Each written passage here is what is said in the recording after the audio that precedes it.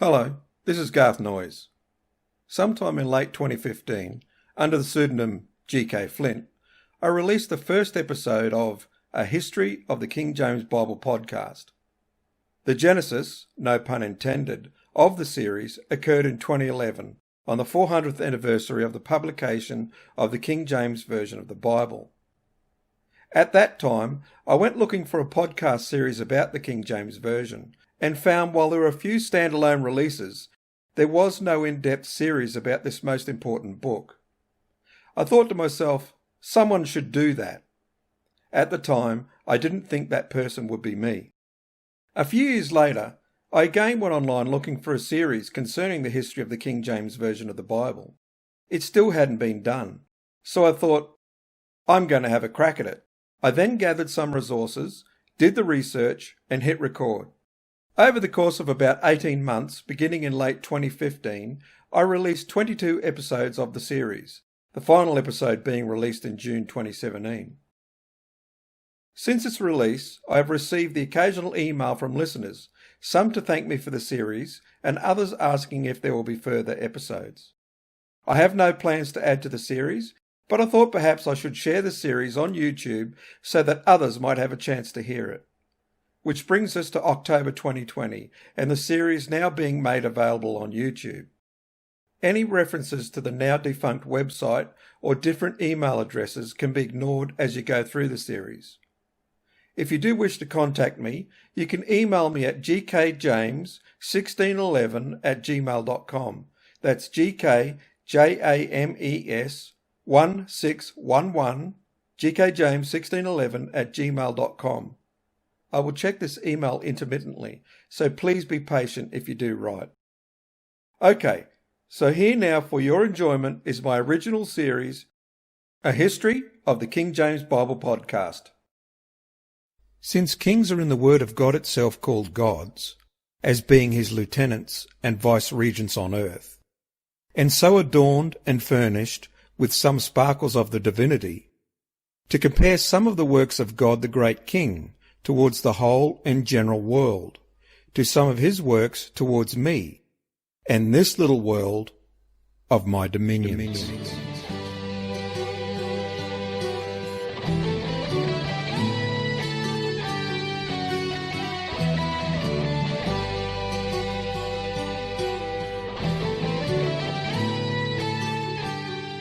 Welcome, friends, to A History of the King James Bible podcast. To find more episodes and information, just go to our website, www.ahistoryofthekingjamesbiblepodcast.com. Now here is GK with the latest episode.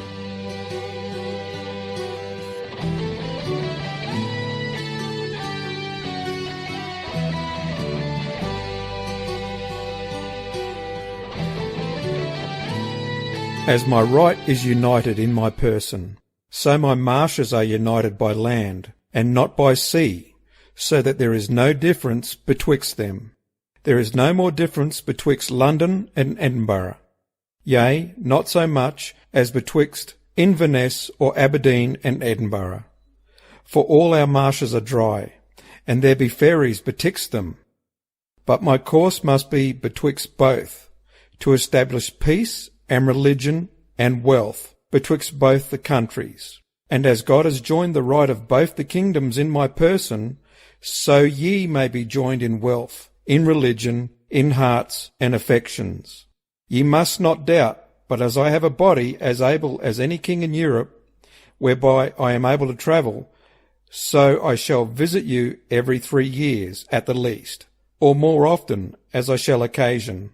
For so I have written in my book, directed to my son, and it were a shame to me not to perform that thing which I have written.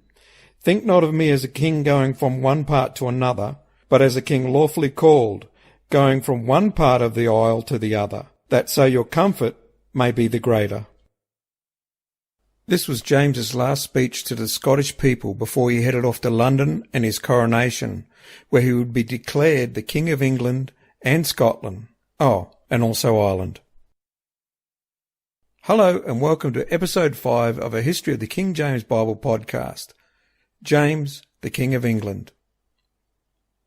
I have to acknowledge that despite their titles, episodes 3 and 4 were most certainly not the end of the next 40 years of James's life.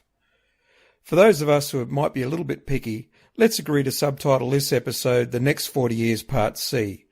But we won't tell anyone, so that way it doesn't become official. On the 24th of March, 1603, Queen Elizabeth I died. 8 hours later, James VI of Scotland was declared James I, King of England. James took his time. In fact, he took a month to travel to his new throne. Along the way, he stopped in many major centres, generously releasing those in prison except anyone charged with murder, treason or Romish disloyalty. What a champ. During James's slow trip to London, he was presented along the way with what became known as the Millenary Petition. It was called this because it was supposed to have been signed by 1,000 ministers. The petition outlined the cause of the Puritans, who asserted that the Anglican Church needed further reformation. They wanted to rid the Church of what they saw as some of its remaining Romish features, such as confirmation, the sign of the cross during baptism, bowing at the name of Jesus. And I still have a problem with this one. I still do this sometimes. It's a habit I picked up after attending Catholic school for a while as a kid. And I can tell you it was enforced heavy-duty style by the penguins at the school I was at. It was a convent school where all the teachers were penguins, or nuns as they are sometimes want to be called. And it's a hard habit to break when it's forced onto you as a child. Anyway, back to the Puritans' petition. The Puritans wanted to see the removal of the cap and surplice and more. The surplice is a garment in the form of a tunic of white linen or cotton fabric reaching to the knees with wide or moderately wide sleeves. The petition led ultimately to the Hampton Court Conference, which itself led to the translation of the Bible in the vernacular.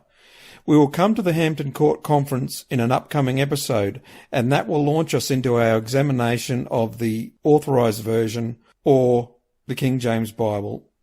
It was decided that the royal family would arrive in England separately, so while James was down in England, Queen Anne took the opportunity to visit Stirling Castle, where the heir, Henry, was being cared for.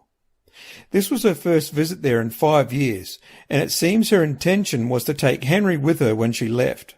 But if you remember, Henry's carers had been solemnly warned by James not to hand him over to anyone, not even the Queen. So they resisted her. The ambassador of Venice reported that Anna was so furious at being refused, she belted her own belly with such force that she later miscarried. Shortly after, Anne wrote to James, accusing him of believing she was involved in Catholic and Spanish plots. She accused him of not loving her and only marrying her because of her high birth. James sent her a letter in response, denying that anyone had accused her of any involvement in a Catholic or Spanish plot. Furthermore, he wrote, "Leave these froward womanly apprehensions, for, I thank God, I carry that love and respect unto you which, by the law of God and nature, I ought to do, my wife and mother of my children. But not for ye are a king's daughter, for whether ye were a king's or a cook's daughter, ye must be all alike to me, being once my wife. For the respect of your honourable birth and descent I married you, but the love and respect I now bear you is because that ye are my married wife, and so partaker of my honour, as of my other fortunes. I beseech you, excuse my rude plainness in this, for casting up of your birth is a needless, impertinent argument to me. God is my witness. I ever preferred you to all my bands, much more than to any subject." Isn't that sweet? Honestly, almost brought a tear to me old eyes. We best move on now. After some negotiations, Henry was handed over to Anne, and they both travelled to England to be with James. It was a compromise on James's part, no doubt. But which husband has never had to compromise to keep his bride happy? Even kings do, lads. Even kings do. James's accession to the throne was somewhat spoiled by an outbreak of the plague in London, so despite the fact that his coronation went ahead in July 1603, the much-expected public celebrations didn't happen until March 1604. The public went wild about James and his family. They were almost as excited to catch a glimpse of the young Prince Henry as they were of James himself, something he had also experienced when he was the heir to the Scottish throne. Once they were able to observe him close at hand, early English impressions of the king were highly favorable. The verdict of the lawyer, Roger Wilbraham, was typical. The king is of the sharpest wit and invention, ready and pithy speech, an exceeding good memory, of the sweetest, pleasantest, and best nature that ever I knew, desiring nor affecting anything but true honor. Before meeting him, the Venetian ambassador, Giovanni Carlo Scaramelli, had heard on all sides that he is a man of letters and business, fond of the chase and of writing, sometimes indulging in play. These qualities attract men to him and render him acceptable to the aristocracy. Besides English, he speaks Latin and French perfectly, and understands Italian quite well. He is capable of governing, being a prince of culture and intelligence above the common. When he was granted his first audience with the new king at Greenwich in May 1603, Scaramelli provided a vivid portrait of James. I found all the council about his chair and infinity of other lords almost in an attitude of adoration. His Majesty rose and took 6 steps towards the middle of the room, and then drew back one, after making me a sign of welcome with his hand. He then remained standing up while he listened to me attentively.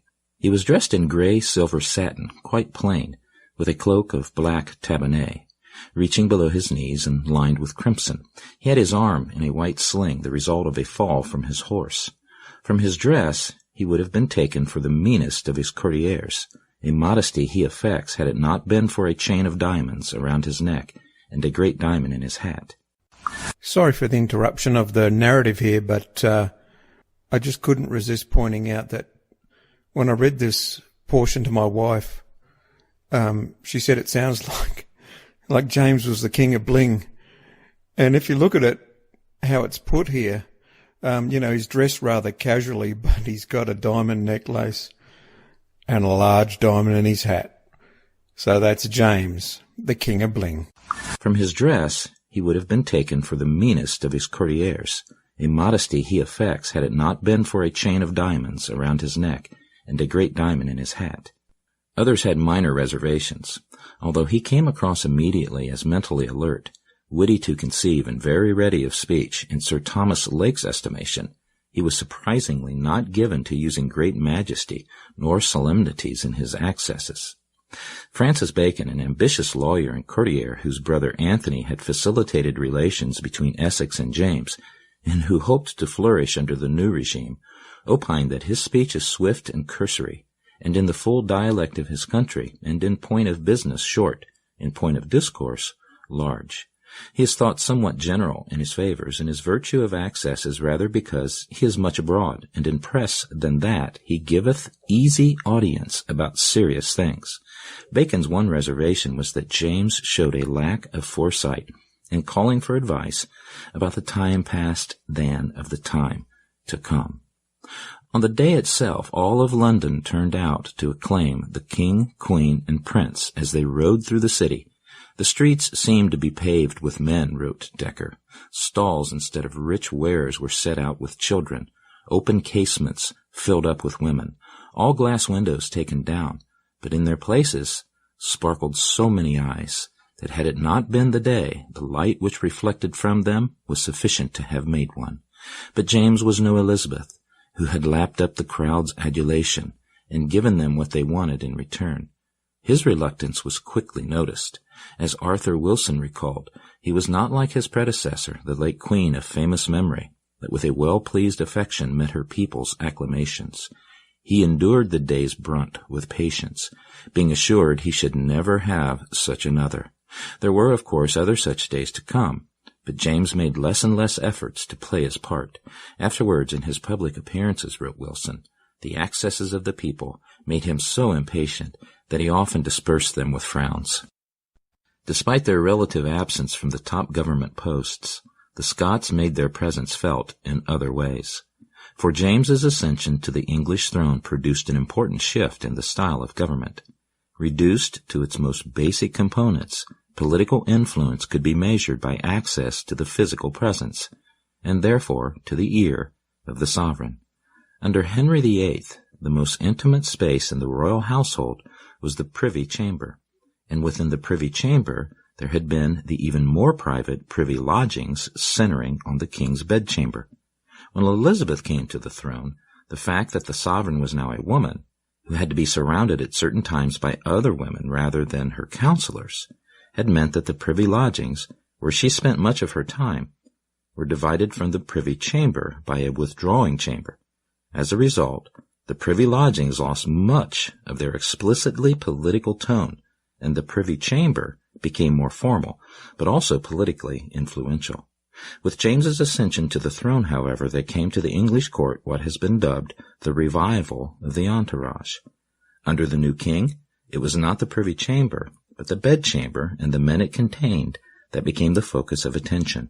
The bedchamber controlled the more intimate aspects of serving the king, while the Privy Chamber became a more formal, ceremonial space. Whereas attempts were made to keep the Privy Chamber roughly half Scots and half English, the bedchamber was comprised almost entirely of Scottish courtiers, with the sole exception of Sir Philip Herbert. Lennox was steward of the household, Sir George Home, master of the wardrobe, John Murray, keeper of the privy purse, and Sir Thomas Erskine, a cousin of Mar, captain of the guard. This last appointment was particularly resented, since the post had been confiscated from the popular English courtier, Sir Walter Raleigh. It was the absolute dominance of Scots in James's immediate household that particularly galled English commentators like Gervase Hollis, who wrote of James, bringing with him a crew of necessitous and hungry Scots, and filling every corner of the court with these beggarly blue caps, referring to the blue woolen bonnets that the Scots were traditionally reputed to wear. His kinsman, Sir John Hollis, complained in 1610 that the Scottish monopolize his princely person, standing like mountains betwixt the beams of his grace and us, urging that the bedchamber should be shared, as well to those of our nation as to them. The exclusion from the bedchamber had serious administrative implications, since the household ordinances stated that no person of what condition soever do at any time presume or to be admitted to come to us in our bedchamber, but such as are sworn of it without our special license, except the princes of our blood. Some of James's leading government officials were effectively excluded from the regular access to the king that was constantly enjoyed by his bedchamber staff. Even secretaries of state would be granted audiences in the outer privy chamber or withdrawing chamber, with the king emerging from his inner bedchamber for the purpose. In the words of the Venetian agent in May 1603, no Englishman, be his rank what it may, can enter the presence chamber without being summoned, whereas the Scottish lords have free entree of the privy chamber and more especially at the toilet. When James made the journey south to London upon his ascension in 1603, expectations had been high for his performance as sovereign. Our virtuous king makes our hopes to swell, his actions suitable to the time, and his natural disposition, enthused Thomas Wilson, a Cecil protege, in June. But it was soon discovered that James's natural disposition led him away from what many regarded as his kingly duties. Sometimes he comes to council, Wilson reported, but most times he spends in fields and parks and chases, chasing away idleness by violent exercise and early rising, wherein the sun seldom prevents him. Or as the Venetian ambassador Giovanni Carlo Scaramelli put it, the king, in spite of all the heroic virtues ascribed to him when he left Scotland and inculcated by him in his books, seems to have sunk into a lethargy of pleasures, and will not take heed of matters of state. He remits everything to the council, and spends his time in the house alone, or in the country at the chase. As we've just heard, James was very different to his cousin Lizzie. Where she was very much a hands-on ruler, James was more of the let the council handle the business while we go hunting kind of guy. It has been calculated that during his reign in England, James spent about half of his time hunting or activities that led to that end, and that most of that time was with the very few people that he allowed to go with him.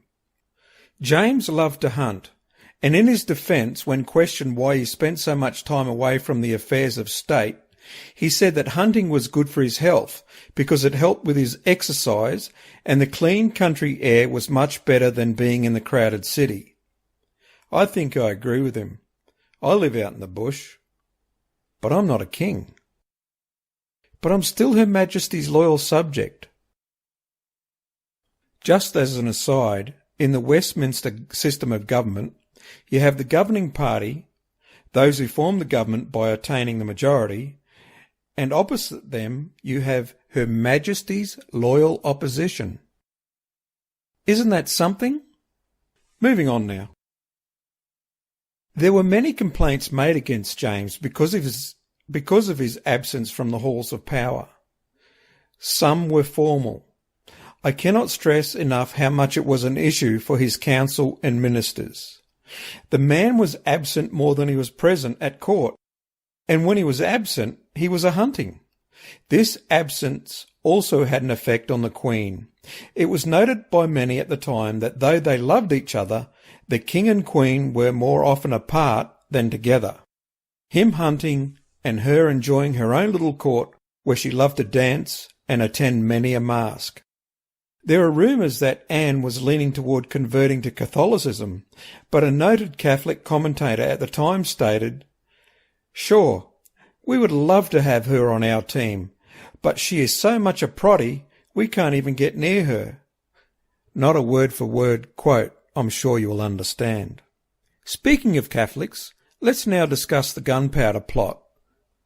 The Gunpowder Plot of 1605 is perhaps one of the best known and audacious of assassination plots of the early modern era, fondly remembered unto this day in many of the old colonies as Guy Fawkes Night, or Bonfire Night, or simply Cracker Night. Sadly for most kids in Australia now, you can no longer buy fireworks and have some fun blowing up the neighbour's letterbox on Cracker Night. Something about being too dangerous and starting too many fires in this driest of continents. What a shame. When James came to the throne, the Catholic population were hopeful of change, as indeed were so many other sects. But by late 1605 they had become so disenchanted with the lack of progress in their favour that a plot was hatched to blow up the House of Lords during the opening of Parliament on the 5th of November 1605. Now, since this is such a well-known plot, we won't spend too much time on it here, except to hit a couple of things of interest. The intent of the explosion was to kill James, Anne, and Prince Henry, the heir to the throne, and the Privy Council, and many more. But that wasn't all there was to it. The plot also included the kidnapping of James's daughter, the Princess Elizabeth, who is being cared for in Warwickshire, and to place her on the throne as a Catholic queen. The conspirators rented a house in May 1604 that backed onto the Houses of Parliament with the intention of tunnelling under the House of Lords. After months of hard work to this end, they rented the place next door, which included access to the space beneath the intended target via an undercroft, which back in the day was a storage cellar. They then over time set to gathering several barrels of gunpowder. In fact, they apparently ended up being caught with more than enough to do the job. The whole thing came undone when one of the conspirators, who had a brother-in-law in the House of Lords, sent him an anonymous letter warning him of the upcoming shenanigans. On the 26th of October, Lord Monteagle was passed a note by one of his servants. The Lord had him read it aloud. "My Lord, out of the love that I bear to some of your friends, I have a care of your preservation. Therefore I should advise you, as you tender your life, to devise your excuse to shift off your attendance at this Parliament. For God and man have concurred to punish the wickedness of this time. And think not slightly of this advertisement," that means warning, "but retire yourself into your country, where you may expect the event in safety. For though there be no appearance of any stir, yet I say, They shall receive a terrible blow, this Parliament, and yet they shall not see who hurts them. This council is not to be contemned, because it may do you good, and can do you no harm, for the danger is past so soon as you have burnt the letter, and I hope God will give you the grace to make good use of it, to whose holy protection I commend you. Lord Monteagle then shared the note with 4 other members of the Privy Council, who decided to sit on it and let the conspiracy develop. Meanwhile, actually, just a second, speaking of meanwhile, can you guess where James was while this was happening? Did some of you say hunting? I'm pretty sure I heard it from here. James had been on a hunting trip that was to keep him away from London until November. After he was shown the note on his return, the king agreed the plot was to be allowed to develop, and a search for the bad guys was delayed until the 4th of November. On the evening of the 4th of November, a certain Johnny Johnson was discovered standing guard over a pile of faggots, or sticks bundled together for fuel. Now John Johnson turned out to be none other than Guy Fawkes, and from here the whole thing unravelled, with the other plotters on the run, and after a half-hearted attempt at kidnapping Princess Lizzie, who had already been removed for safety's sake, they were either shot during their capture or they faced execution at a later date.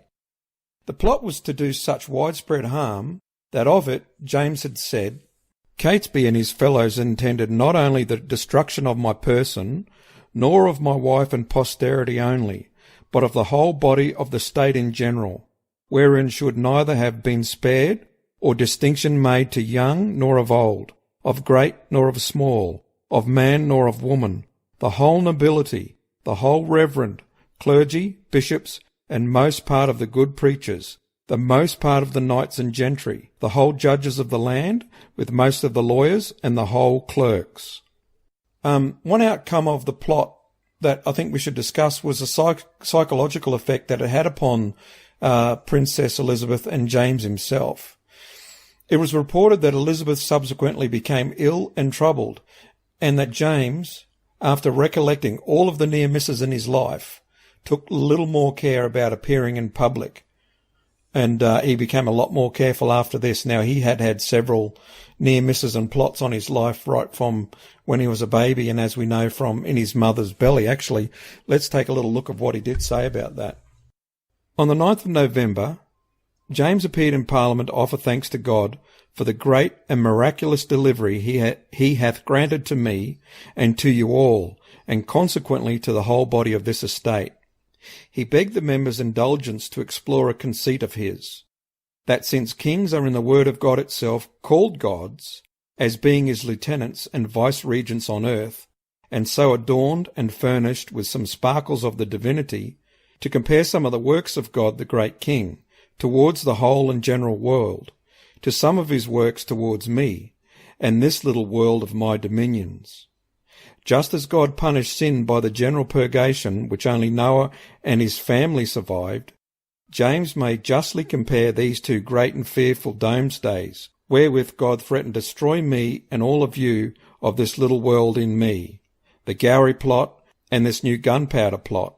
He, amongst all other kings, had been subject to daily tempests of innumerable dangers, not only ever since my birth, but even, as I may justly say, before my birth and while I was in my mother's belly.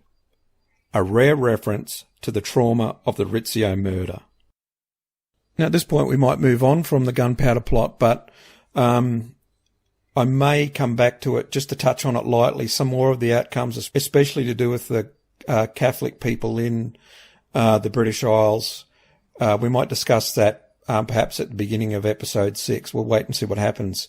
Let's now turn to a brief preview of our next episode.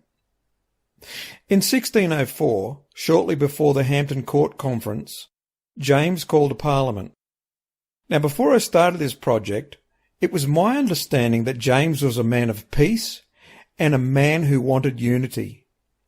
As we continue our study of James, I think I can create a good argument that these assertions are true. James's intention of bringing Scotland, Ireland, and England under one banner was for the common good of these countries, especially in this area of peace. We'll also see that his ideas about religious unity are for the same reason. James was a man of peace. He wanted to see an end to the continual wars in Europe and the British Isles, and to a certain extent, he was successful. In the next episode, we will explore this aspect of James and a dimension of it that will surprise many, I'm sure. Please join me for episode 6, which will be our last episode about James in particular, before we move on to examining how the authorized version of the Bible came about and examine those who translated it, and more. There's always more.